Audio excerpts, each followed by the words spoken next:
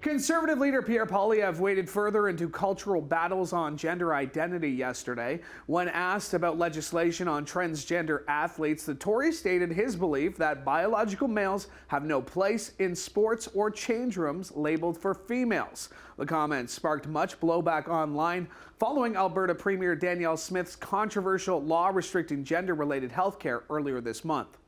Jason Gaidola joins us live tonight with more. Hey, Jason. Hey, Louis. Of course, controversy follows the opposition leader. Despite his very favorable position in the opinion polls, however, criticism was immediate, and some believe this may carry over as an election issue. Female spaces should be exclusively for females. Female sports, female change rooms, female bathrooms should be for females, not for biological males. When confronted if he would enact law preventing transgender people in women's spaces, Conservative leader Pierre Poilievre revealed a personal belief but evaded potential action. You ask if I introduce legislation on that. A lot of the spaces you described are provincially and municipally controlled.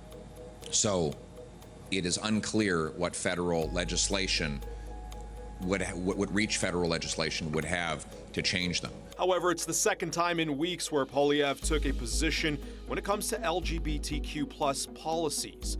Following Alberta Premier Danielle Smith's age restrictions on access to gender-related therapies like hormones and puberty blockers. In turn, the comments drew immediate blowback.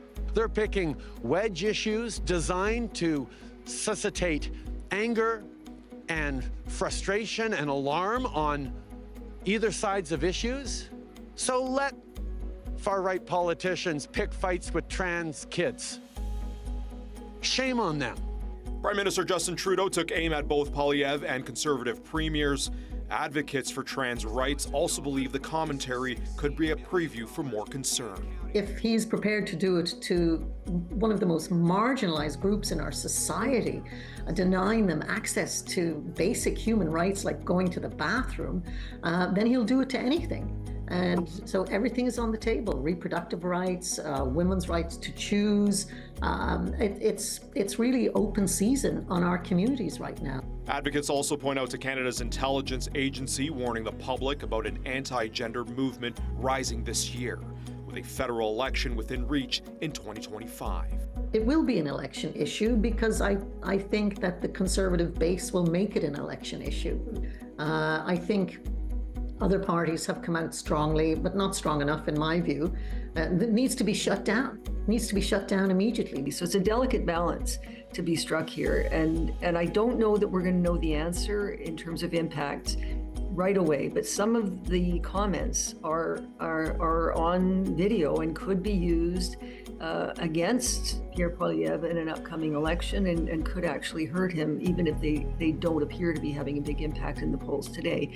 Despite a large lead in the opinion polls over the Liberal Party, last fall, Conservatives overwhelmingly voted on a resolution to limit women in single-sex spaces at the party's convention. As more sort of scientific information comes out, the more on the impact of vulnerable folks comes out, I think that initial reaction might shift in some people's minds. So again, there's a risk involved here, one that clearly Mr. Poilievre thinks he can afford to take at this point, and time will tell whether it's a good risk.